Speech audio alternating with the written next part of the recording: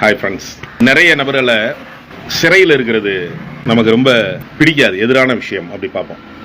ஒரு கூண்டுக்குள்ள கிளியை வச்சு பார்க்கறது, அதுக்கு என்னதான் ஃபுட்டு கொடுத்தாலும், என்னதான் அதுக்கு தேவையான பராமரிப்பை நம்ம பண்ணுறோம்னு நம்ம நினச்சோம்னா கூட அது பாவப்பட்ட ஜென்மமாக நம்ம பார்ப்போம். அதை இயற்கையாக அதனுடைய போக்கில் விட்டால் தான் நல்லாயிருக்கும். நிறைய மாற்றி இந்த மாதிரி மனுஷங்க நம்ம அடுத்தடுத்த உயிர்களை நம்ம அப்படி வளர்க்குறோம் அப்படிங்கிற பேரில் நிறைய பார்ப்போம். ஒரு வாத்து வளர்க்குற ஏரியா, ஒரு வீட்டில் வாத்தை தரையில் வளர்த்துட்டு இருக்காங்க. எப்பயுமே தண்ணி காமிக்கிறதே இல்லை. அது அந்த தண்ணி தேடி அந்த பறக்கிறதுக்குரிய முயற்சி பண்ணிக்கிட்டே இருக்கும், சின்ன சின்னதாக.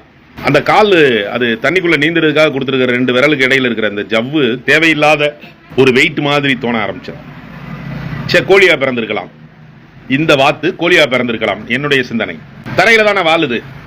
வாத்தா பிறந்தும் அதனுடைய தலையெழுத்துன்னு நான் சொல்லணும் இந்த இடத்துல. ஸோ அது தரையில தான் வாழுது. அப்படிங்கிறப்ப அதுக்கு கால்களுக்கு இடையில இருக்கக்கூடிய ஜவ்வு தேவையில்லை.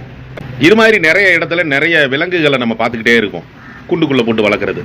சிறைக்குள்ள இருக்கக்கூடிய விலங்குகளை பார்த்து பாவப்படக்கூடிய நம்மளும் ஒரு சிறைக்குள்ள தான் இருக்கிறோம் அப்படிங்கிறத உணர மறுக்கிறோம் நம்ம. அதுதான் இன்னைக்கு நான் எடுத்துக்கிற விஷயம். நம்ம என்ன சிறைக்குள்ள இருக்கிறோம் அப்படின்னா, நம்ம மனம் அப்படிங்கக்கூடிய சிறைக்குள்ள இருக்கிறோம்.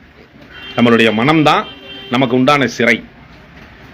மனசு நினைச்சுச்சுன்னா எதை வேணாலும் செய்ய முடியும், எதை வேணாலும் சாதிக்க முடியும், எதை வேணாலும். ஆனா மனசு அந்த சிறை. ஒவ்வொருத்தரும் ஒவ்வொரு சிறைச்சாலைக்குள்ள இருக்கிறோம். இது இப்படித்தான் அப்படின்னு சொல்லி நம்மளா முடிவு பண்ணிட்டு, இந்த இடம் நமக்கு போட்டிருக்கிற சிறை, இதுக்குள்ளதான் நம்ம டிராவல் பண்ண முடியும். அந்த பறவைகள்லாம் நினைக்குது இல்லையா, அந்த வாத்து தண்ணியை தேடி ஓடலை. அது யார் வளர்க்குறாங்களோ அந்த கட்டுப்பாட்டுக்குள்ளேயே இருக்கு. அது மாதிரி நம்மளுடைய மனசு ஒரு குறிப்பிட்ட வட்டத்துக்குள்ள, கட்டுப்பாட்டுக்குள்ள நம்ம வச்சிருக்கிறோம். அதுதான் அந்த சிறை.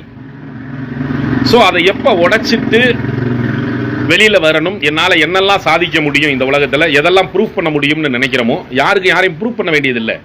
ஆனால் நம்ம மனசு எவ்வளவு தூரம் செய்ய முடியும் அப்படிங்கிறத செய்யணும்னு நினைச்சிட்டோம்னா நம்ம ஜெயிலுக்குள்ள இருந்து வெளியில வந்துட்டோம்னு அர்த்தம். தேங்க்யூ.